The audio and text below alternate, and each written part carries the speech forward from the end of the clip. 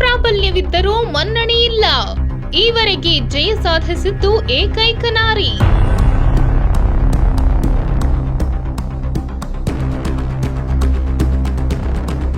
ಮೈಸೂರು ಕೊಡಗು ಲೋಕಸಭಾ ಕ್ಷೇತ್ರದಲ್ಲಿ ಮಹಿಳಾ ಮತದಾರರೇ ಹೆಚ್ಚಿನ ಸಂಖ್ಯೆಯಲ್ಲಿದ್ದರೂ ಕ್ಷೇತ್ರದಲ್ಲಿ ಮಹಿಳೆಯರಿಗೆ ವಿಜಯಲಕ್ಷ್ಮಿ ಒಲಿದಿದ್ದು ಒಂದು ಬಾರಿ ಮಾತ್ರ. ಸ್ಪರ್ಧಿಸಿದ್ದ ಮಹಿಳೆಯರ ಪೈಕಿ ಠೇವಣಿ ಕಳೆದುಕೊಂಡವರ ಸಂಖ್ಯೆಯೇ ಹೆಚ್ಚು.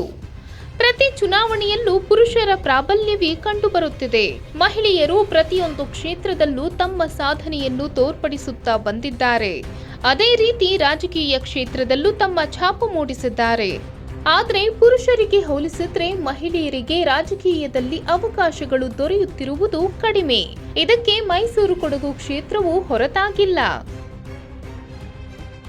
ಯಾವುದೇ ಪಕ್ಷದ ಅಭ್ಯರ್ಥಿಯ ಗೆಲುವಿನಲ್ಲಿ ಈ ಕ್ಷೇತ್ರದಲ್ಲಿ ಮಹಿಳಾ ಮತದಾರರೇ ನಿರ್ಣಾಯಕರಾಗಲಿದ್ದಾರೆ. ಆದರೆ ಮಹಿಳಾ ಮತದಾರರು ಹೆಚ್ಚಿರುವ ಕ್ಷೇತ್ರದಲ್ಲಿ ಪುರುಷರ ಪ್ರಾಬಲ್ಯವೇ ಹೆಚ್ಚಿದೆ.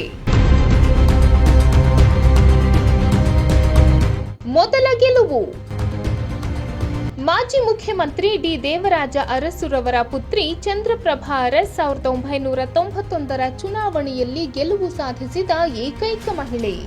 ಚಂದ್ರಪ್ರಭಾ ಅರಸ್ ನಂತರ ಯಾವುದೇ ಮಹಿಳೆಯರು ಕ್ಷೇತ್ರದಲ್ಲಿ ಗೆಲುವು ಸಾಧಿಸಲು ಸಾಧ್ಯವಾಗಿಲ್ಲ. 1991ರ ಚುನಾವಣೆಯಲ್ಲಿ ಒಟ್ಟು 11 ಅಭ್ಯರ್ಥಿಗಳು ಸ್ಪರ್ಧಿಸಿದ್ದರು. ಚಂದ್ರಪ್ರಭಾ ಅರಸ್ ಏಕೈಕ ಮಹಿಳಾ ಅಭ್ಯರ್ಥಿಯಾಗಿದ್ದರು. ಕಾಂಗ್ರೆಸ್ ಪಕ್ಷದ ಅಭ್ಯರ್ಥಿಯಾಗಿ ಸ್ಪರ್ಧಿಸಿದ್ದ ಚಂದ್ರಪ್ರಭಾ ಅರಸ್ 16,882 ಮತಗಳ ಅಂತರದಿಂದ ಬಿಜೆಪಿ ಅಭ್ಯರ್ಥಿ ಶ್ರೀಕಂಠದತ್ತ ನರಸಿಂಹರಾಜ ಒಡೆಯರ್ ಅವರನ್ನ ಸೋಲಿಸುವ ಮೂಲಕ ಪ್ರಥಮ ಬಾರಿಗೆ ಸಂಸತ್ ಪ್ರವೇಶಿಸಿದ್ದರು. ಚಂದ್ರಪ್ರಭಾ ಅರಸ್ 2,25,881 ಮತಗಳನ್ನು ಪಡೆದರೆ ಶ್ರೀಕಂಠದತ್ತ ನರಸಿಂಹರಾಜ ಒಡೆಯರ್ 2,08,999 ಮತಗಳನ್ನು ಪಡೆದಿದ್ದರು. ಕ್ಷೇತ್ರ ಪರಿಚಯ 1951 ಹಾಗೂ 1957ರ ಚುನಾವಣೆಯಲ್ಲಿ ಮೈಸೂರು ದ್ವಿಸದಸ್ಯ ಕ್ಷೇತ್ರವಾಗಿತ್ತು. ಆ ಸಂದರ್ಭ ಅವಿಭಜಿತ ಮೈಸೂರು ಜಿಲ್ಲೆಯ ವಿಧಾನಸಭಾ ಕ್ಷೇತ್ರಗಳು ಮೈಸೂರು ಲೋಕಸಭಾ ಕ್ಷೇತ್ರ ವ್ಯಾಪ್ತಿಯಲ್ಲಿತ್ತು. 1962ರಲ್ಲಿ ಚಾಮರಾಜನಗರ ಲೋಕಸಭಾ ಕ್ಷೇತ್ರ ರಚನೆಯಾದ ನಂತರ ಮೈಸೂರು ಲೋಕಸಭಾ ಕ್ಷೇತ್ರ ವ್ಯಾಪ್ತಿಯಲ್ಲಿ ಕೃಷ್ಣರಾಜ, ಚಾಮರಾಜ, ನರಸಿಂಹರಾಜ, ಚಾಮುಂಡೇಶ್ವರಿ, ಎಚ್.ಡಿ. ಕೋಟೆ, ಹುಣಸೂರು, ಪಿರಿಯಾಪಟ್ಟಣ, ಕೆಆರ್ ನಗರ ವಿಧಾನಸಭಾ ಕ್ಷೇತ್ರಗಳು ಇದ್ದವು. 2009ರಲ್ಲಿ ಕ್ಷೇತ್ರ ಮರುವಿಂಗಡಣೆಯ ನಂತರ ಮೈಸೂರು ಕ್ಷೇತ್ರ ವ್ಯಾಪ್ತಿಗೆ ಕೃಷ್ಣರಾಜ, ಚಾಮರಾಜ, ನರಸಿಂಹರಾಜ, ಚಾಮುಂಡೇಶ್ವರಿ, ಹುಣಸೂರು, ಪಿರಿಯಾಪಟ್ಟಣ, ಕೊಡಗು ಜಿಲ್ಲೆಯ ಮಡಿಕೇರಿ ಮತ್ತು ವಿರಾಜಪೇಟೆ ವಿಧಾನಸಭಾ ಕ್ಷೇತ್ರಗಳನ್ನು ಸೇರಿಸಲಾಯಿತು. 8 ವಿಧಾನಸಭಾ ಕ್ಷೇತ್ರಗಳು. ಮೈಸೂರು ಕೊಡಗು ಲೋಕಸಭಾ ಕ್ಷೇತ್ರದಲ್ಲಿ ಒಟ್ಟು 20,72,337 ಮತದಾರರು ಇದ್ದಾರೆ.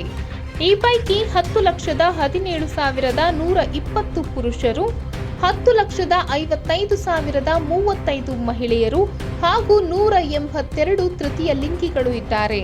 ಲೋಕಸಭಾ ಕ್ಷೇತ್ರ ವ್ಯಾಪ್ತಿಯಲ್ಲಿ ಒಟ್ಟು 8 ವಿಧಾನಸಭಾ ಕ್ಷೇತ್ರಗಳಿದ್ದು ಎಲ್ಲ ಕ್ಷೇತ್ರಗಳಲ್ಲೂ ಮಹಿಳಾ ಮತದಾರರೇ ಹೆಚ್ಚಿನ ಸಂಖ್ಯೆಯಲ್ಲಿರುವುದು ವಿಶೇಷ.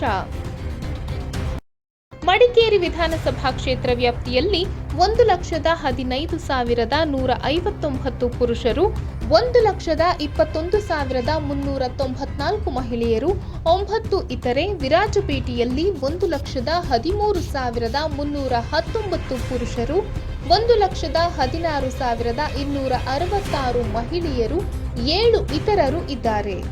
ಪಿರಿಯಾಪಟ್ಟಣದಲ್ಲಿ 98,447 ಪುರುಷರು, 98,764 ಮಹಿಳೆಯರು, 4 ಇತರೆ. ಹುಣಸೂರಿನಲ್ಲಿ 1,22,284 ಪುರುಷರು, 1,24,208 ಮಹಿಳೆಯರು, 16 ಇತರೆ. ಹಾಗೂ ಚಾಮುಂಡೇಶ್ವರಿಯಲ್ಲಿ 1,71,090 ಪುರುಷರು ಹಾಗೂ 1,74,196 ಮಹಿಳೆಯರು, 34 ಇತರೆ.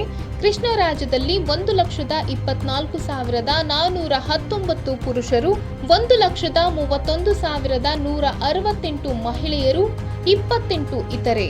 ಹಾಗೂ ಚಾಮರಾಜದಲ್ಲಿ 1,24,897 ಪುರುಷರು, 1,29,996 ಮಹಿಳೆಯರು, 32 ಇತರೆ.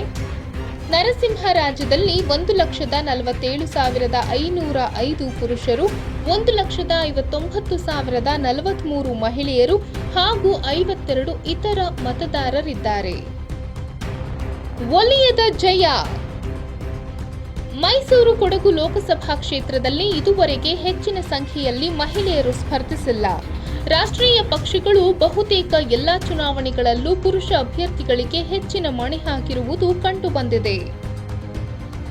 2019ರ ಚುನಾವಣೆಯಲ್ಲಿ ಯುಪಿಜೆಪಿ ಪಕ್ಷದಿಂದ ವಿ ಆಶಾರಾಣಿ, ಎಸ್ಯುಸಿಐ ಪಕ್ಷದಿಂದ ಪಿಎಸ್ ಸಂಧ್ಯಾ, ಪಕ್ಷೇತರ ಅಭ್ಯರ್ಥಿಯಾಗಿ ಎನ್ಕೆ ಕಾವೇರಮ್ಮ ಠೇವಣಿ ಕಳೆದುಕೊಂಡರು.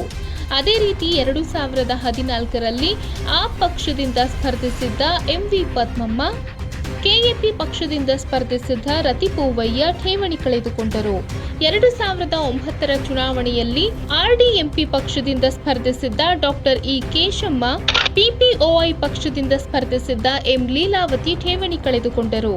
ಚಂದ್ರಪ್ರಭಾ ಅರಸ್ ಕಾಂಗ್ರೆಸ್ ಪಕ್ಷದಿಂದ ಸ್ಪರ್ಧಿಸಿ ಗೆಲುವು ಸಾಧಿಸಿದ ನಂತರ ಯಾವುದೇ ರಾಷ್ಟ್ರೀಯ ಪಕ್ಷಗಳಿಂದ ಅಥವಾ ಪ್ರಮುಖ ಪ್ರಾದೇಶಿಕ ಪಕ್ಷಗಳಿಂದ ಮಹಿಳೆಯರಿಗೆ ಟಿಕೆಟ್ ದೊರೆಯದ ಹಿನ್ನೆಲೆಯಲ್ಲಿ ಅವರಿಗೆ ಗೆಲುವು ಸಾಧಿಸಲು ಸಾಧ್ಯವಾಗಿಲ್ಲ.